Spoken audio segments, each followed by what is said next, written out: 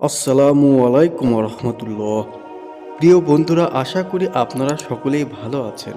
দূরে কিংবা কাছে, দেশে কিংবা প্রবাসে সবাইকে জানাই শুভেচ্ছা ও অভিনন্দন। আজকে আমি একটি খুবই গুরুত্বপূর্ণ আমল নিয়ে হাজির হয়েছি বন্ধু।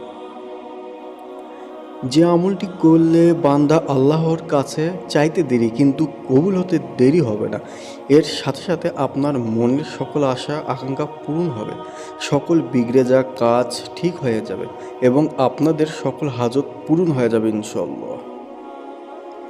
বন্ধুরা, এটি একটি মোজাররম আমল, অর্থাৎ বুজুর্গণের দিন ও আলেম ওলামারা এই আমলটি করে অনেক ফলাফল পেয়েছেন। এরপরে তা আমাদের জন্য প্রকাশ করে গেছেন। যদি আমলটা আমরা সঠিকভাবে করতে পারি তাহলে আমাদের যত পেরেশানি আছে তা দূর হয়ে যাবে ইনশাল্লাহ। যত অপূর্ণ কাজ আছে তা পূর্ণ হয়ে যাবে। এমনকি যে দোয়াগুলো আমাদের কখনোই কবুল হয়নি সেই দোয়াগুলো এই ছোট্ট আমলটির দ্বারা কবুল হয়ে যাবে ইনশাল্লাহ। এই আমলটি করতে আপনাদের 5 মিনিট সময় লাগবে। আমলটি করার পর যদি আপনারা সুসংবাদ না পান তাহলে কমেন্ট বক্সে আমাকে গালি দিয়ে যাবেন। এটি আমি বিশ্বাসের সাথে বলছি, এই আমলটি আপনাদেরকে আমি দৃঢ় বিশ্বাসের সাথে করতে বলছি।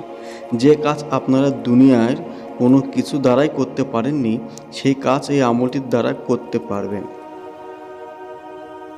এটি খুবই শক্তিশালী এবং পরীক্ষিত আমল। এখন আমরা জানব আমলটি কখন কিভাবে করতে হবে। আমলটি আপনারা যে কোনো সময় করতে পারেন। আমলটি করার আগে প্রথমে আপনাকে 3 বার দুরূদ শরীফ পাঠ করতে হবে বন্ধুরা।